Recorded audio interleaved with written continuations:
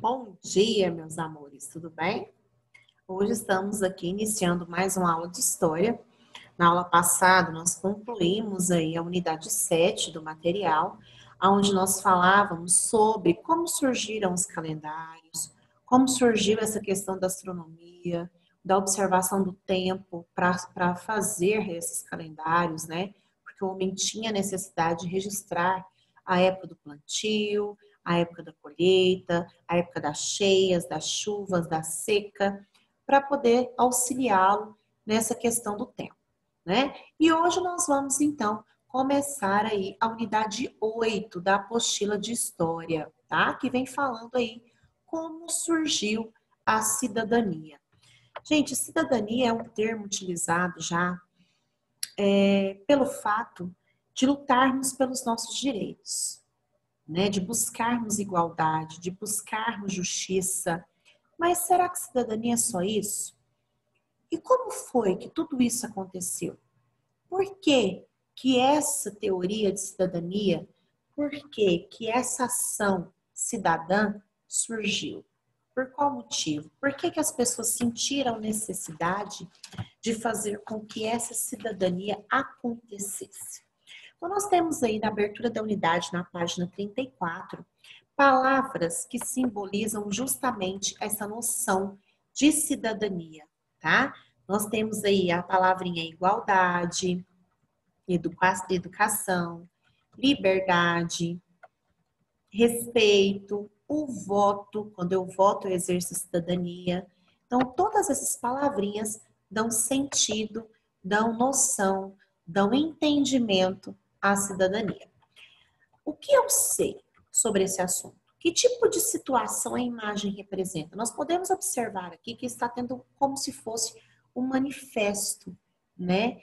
Uma luta pelos direitos, buscando aí tudo isso que está sendo pedido nos cartazes, igualdade, respeito, voto, liberdade, tudo isso está sendo pedido, né? Esses registros remetem a direitos. Tudo isso aqui é direito. Aqui pergunta, né, em sua opinião, os registros nos cartazes remetem a algum tipo de direito? Sim. Né? Nós temos direito a ter respeito, ter igualdade, ter educação, a votar, né?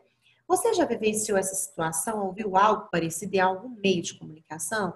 Nós vemos sempre, né, crianças, principalmente na televisão, quando as pessoas reivindicam seus direitos e buscam aí por igualdade, buscam aí por termos alguns tipos de atitudes aonde tragam aí, pelo menos, uma situação de melhoria para a população. Então, é nosso direito buscar isso, buscar essa situação, tá bom? Dando continuidade, aí nós vamos para a página 36, que traz as ideias em construção. O que é cidadania? Grifem aí. Atualmente, compreende-se que a cidadania é uma condição em que todas as pessoas possuem direitos e deveres e são consideradas iguais perante as leis.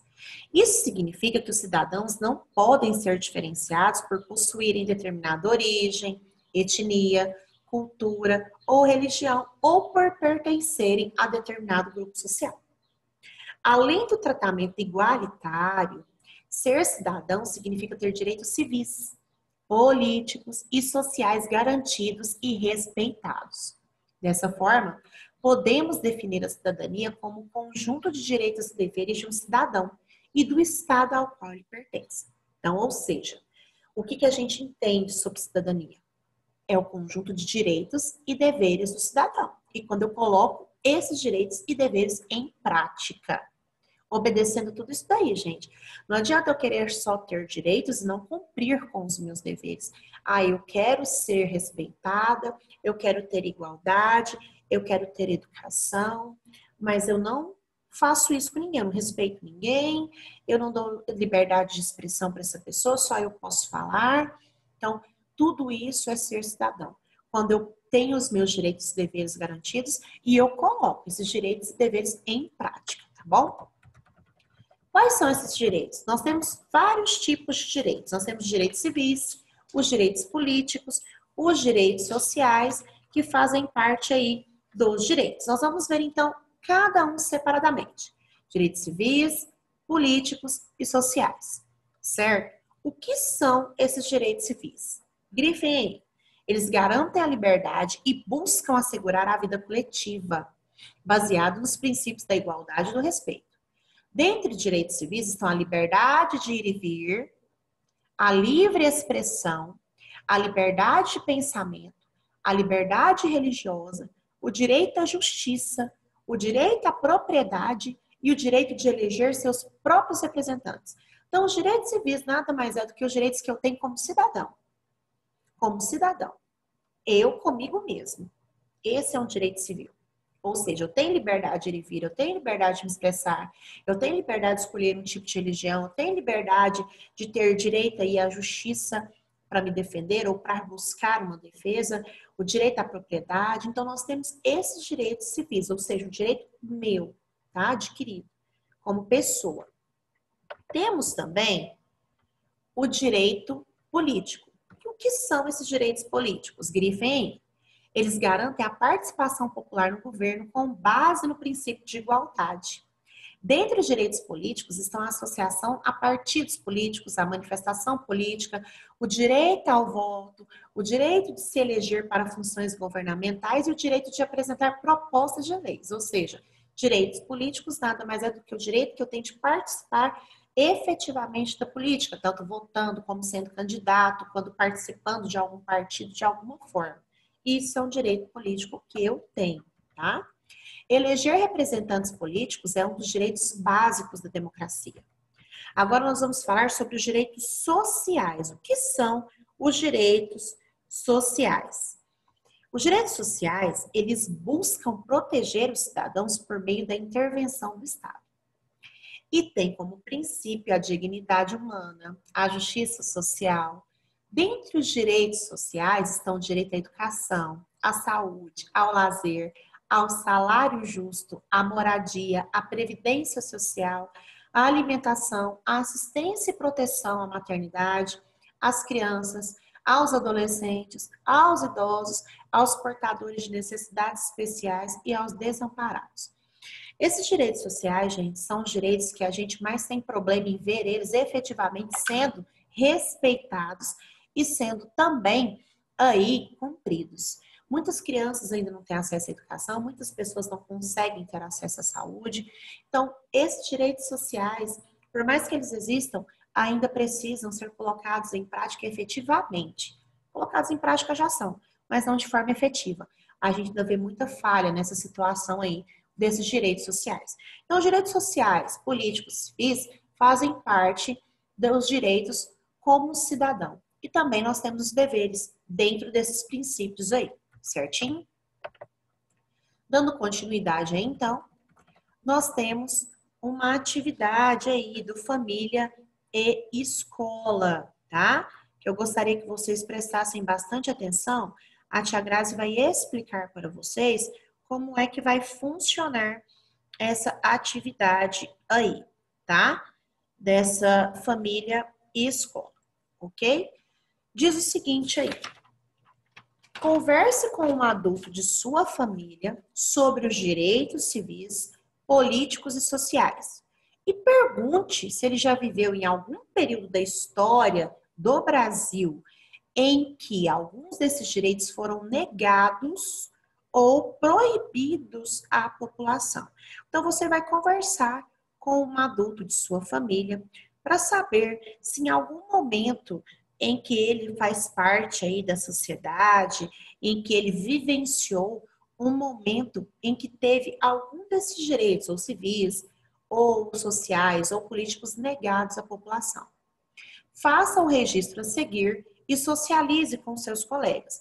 Vocês vão conversar com a família de vocês, não tem gabarito nessa página, porque é uma resposta pessoal, viu, crianças? É uma resposta pessoal. Sendo uma resposta pessoal, vocês vão responder, tá bom?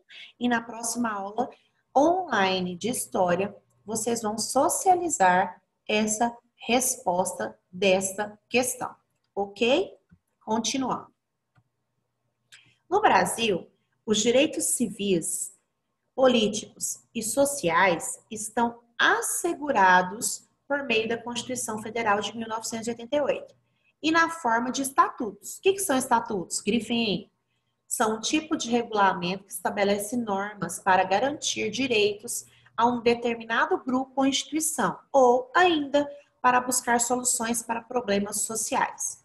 Conheça alguns estatutos aí logo em seguida. Nós temos o Estatuto do Índio, tá? Que foi um regulamento, foi uma norma criada para garantir justamente que as reservas indígenas fossem preservadas. Vamos ver o que é o Estatuto do Índio. Foi criado em 1973 e tem por objetivo garantir aos indígenas e suas comunidades meios para o desenvolvimento e a preservação de suas reservas e de suas culturas.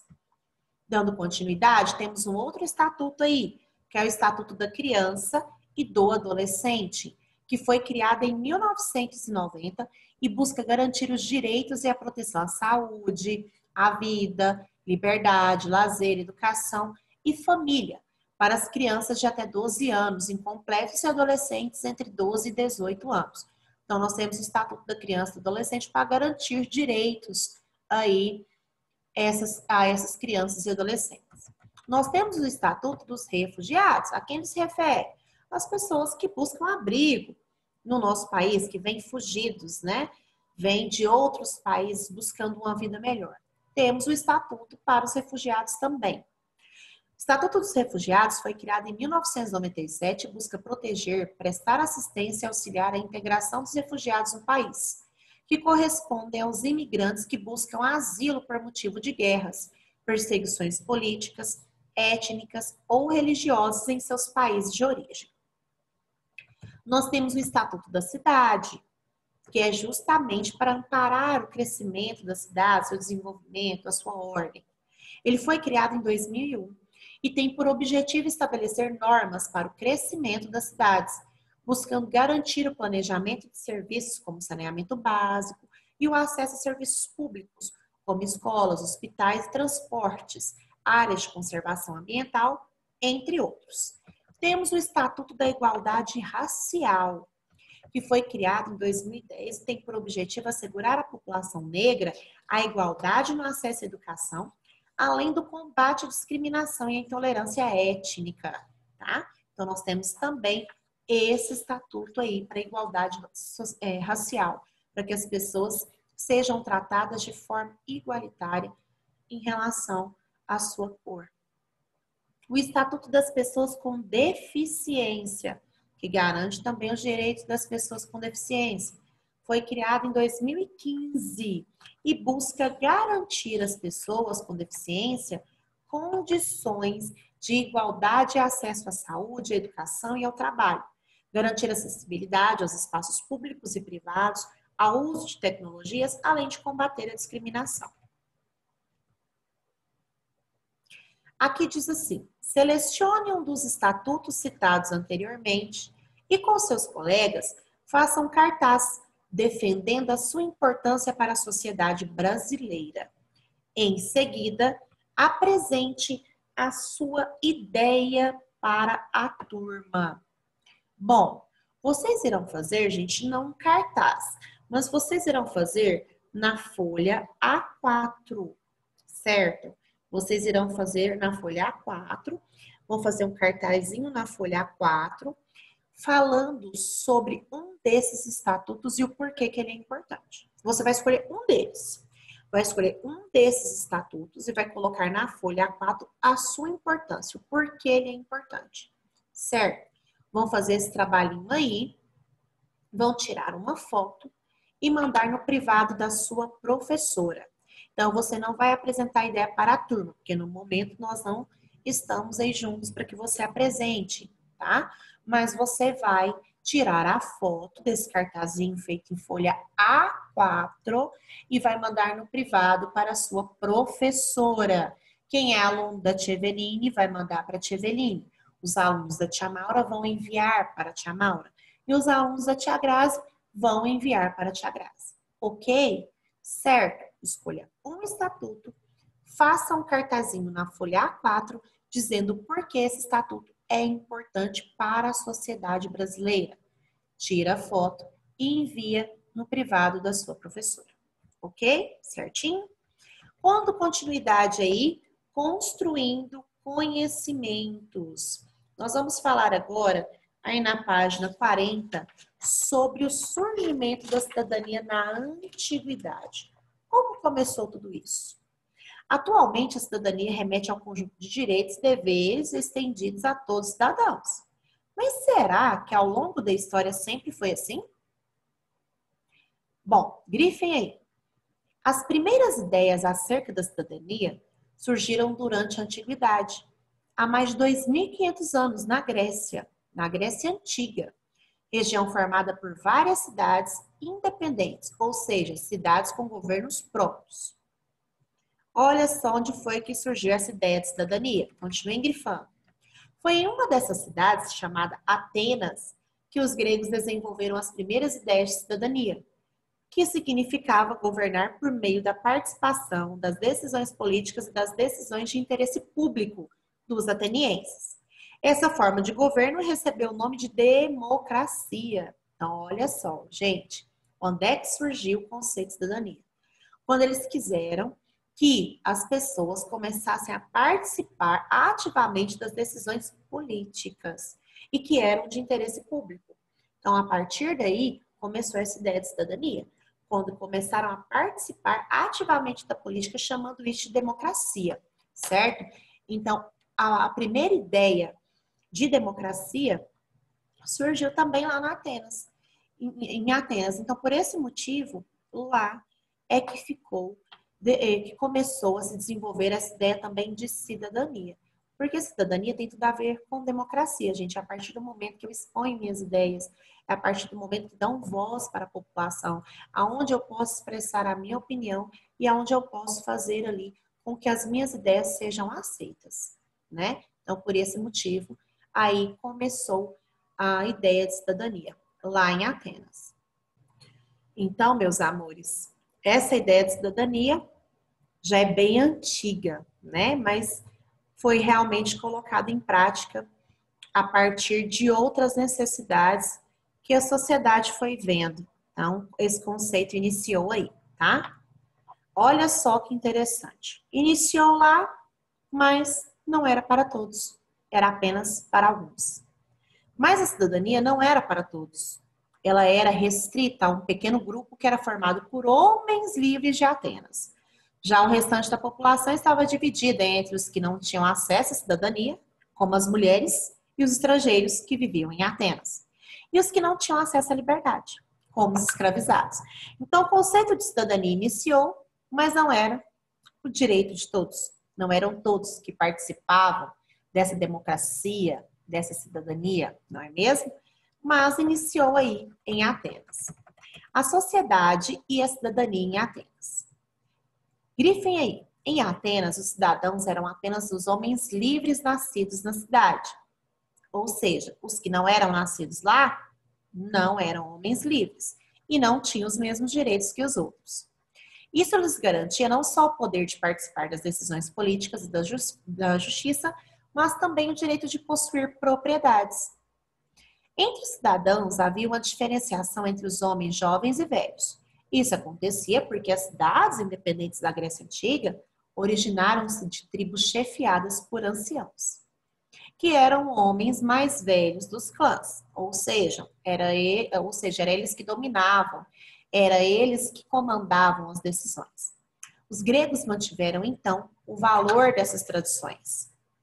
Dessa forma, a autoridade e os conhecimentos dos mais velhos eram muito respeitados na sociedade grega antiga. Um exemplo era a regra da idade mínima dos homens para ter acesso a alguma função ou para participar de alguma decisão política, que era entre 30 e 40 anos. Olha só, em relação às mulheres. As mulheres, os estrangeiros e as pessoas escravizadas, grifem isso aí, por sua vez, eram excluídos desse processo. Não tinham o direito de participar das decisões políticas.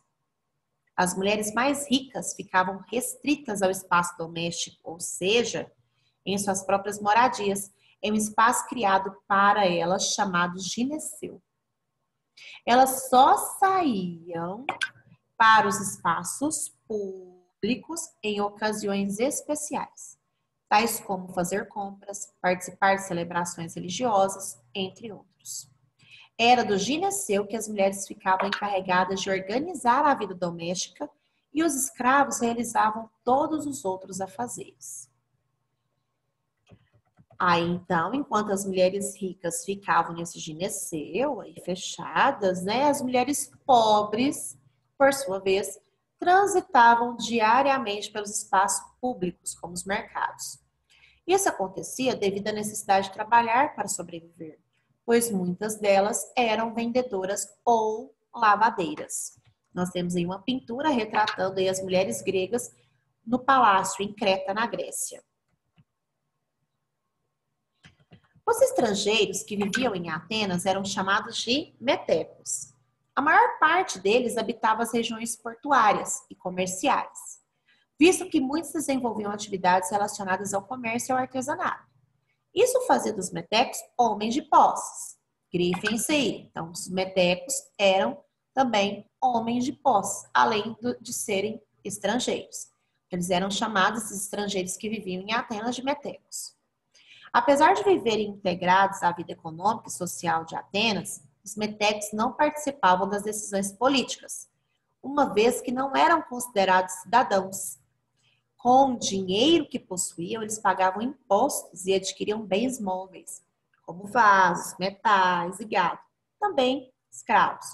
Por outro lado, eram proibidos de possuir casas e terras, com exceção de quando recebiam esse direito de aquisição, o que era muito raro. Então, aqui só está explicando aquilo que nós falamos no início, né?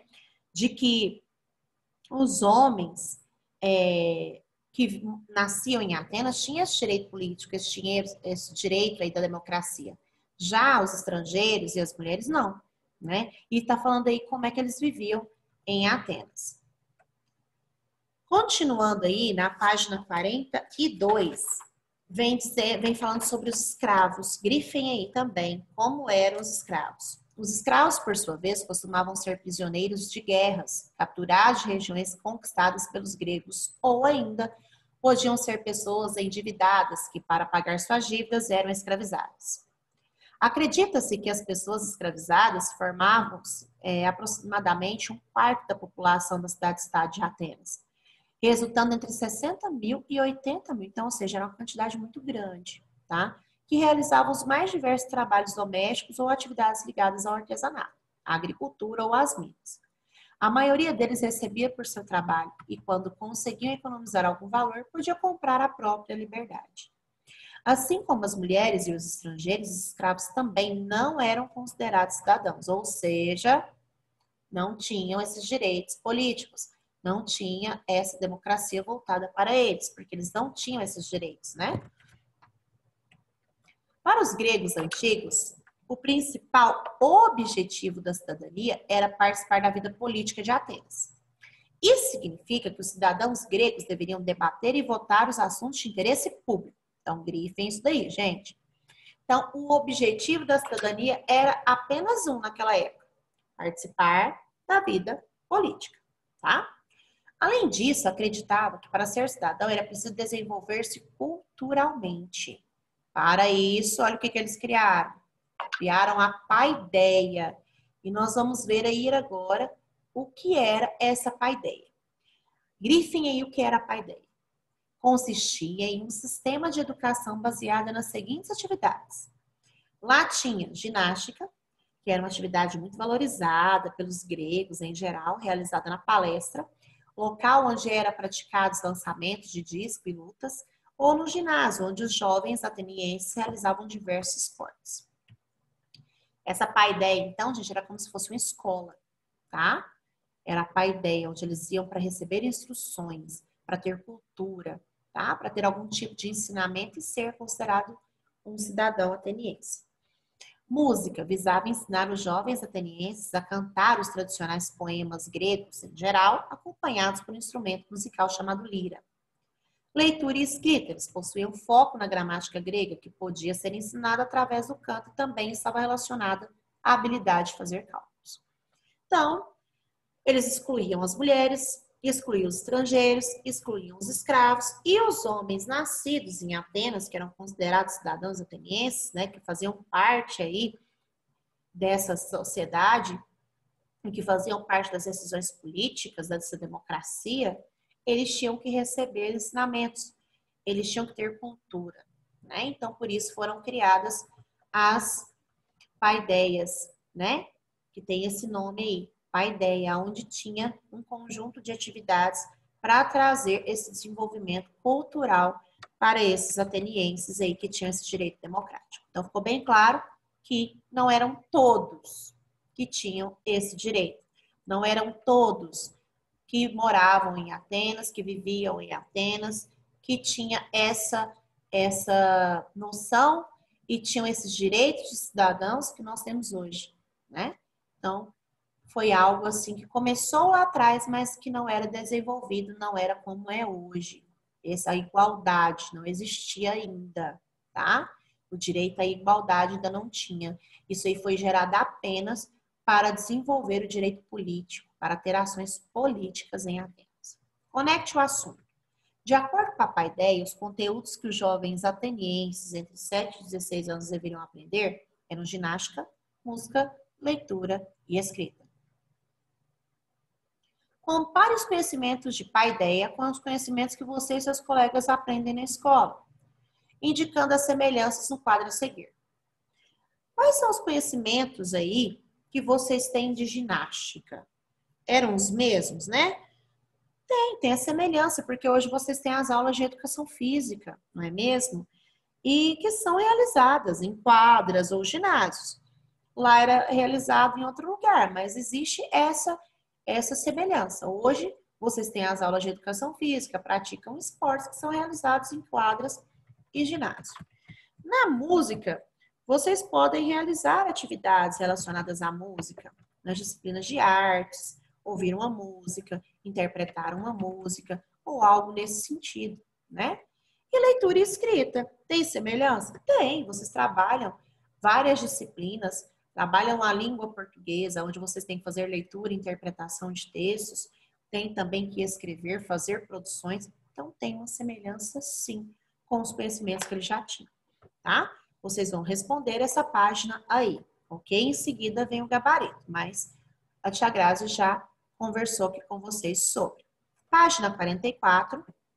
Muitas cidades da Grécia Antiga eram independentes politicamente e adotavam a democracia direta como sistema de governo. Grifem isso daí. Ou seja, os próprios cidadãos discutiam como se deveria governá-las, faziam as leis e votavam acerca das principais decisões. Então, começaram a desenvolver essa democracia direta onde as pessoas participavam de todas as decisões. Em algumas cidades, não foram em todas, algumas cidades que eram independentes aí, adotavam essa democracia direta. Esses cidadãos, grifem isso aí, correspondiam em torno de 40 mil, 60 mil homens adultos que participavam de diversas atividades políticas, sendo a maioria delas realizadas na Assembleia, onde os cidadãos se reuniam cerca de 40 vezes por ano. Olha o que acontecia nessas assembleias. Grifem aí também. Nas assembleias, podia-se declarar guerras, decidir onde aplicar os recursos públicos, votar, expressar sua opinião, entre outros. Do homem mais pobre ao mais rico, todos os cidadãos de Atenas podiam participar desse governo, tá? Dando sua opinião, falando o que poderia acontecer, decidindo algumas leis, tá? Nós temos aqui cerâmicas da Grécia Antiga contendo registros de votação dos cidadãos atenienses. Tá? Isso é uma relíquia, não é mesmo? Atenas possuía uma democracia direta, que contava com cerca de 40 mil a 60 mil cidadãos. Grifem aí. O Brasil, por sua vez, é uma democracia representativa, ou seja, uma democracia indireta. Isso significa que os eleitores brasileiros precisam eleger seus representantes políticos, que são as pessoas que ocuparão os cargos no governo, ou seja, eles vão decidir por nós. Eles vão ser a nossa voz. Nós vamos decidir quem eles serão, mas são eles que tomarão as decisões. Por isso a importância de decidirmos de forma coerente, né? que são as pessoas que ocuparam esses cargos no governo. De acordo com o Tribunal Superior Eleitoral, TSE, em 2018, o Brasil tinha 143 milhões de eleitores, tá? Bom, meus amores, então, essa foi a nossa aula de história de hoje, ok? Façam as atividades, façam as correções. Qualquer dúvida, a Tia Grazi está à disposição, tá bom? Um beijo para vocês e até a próxima aula.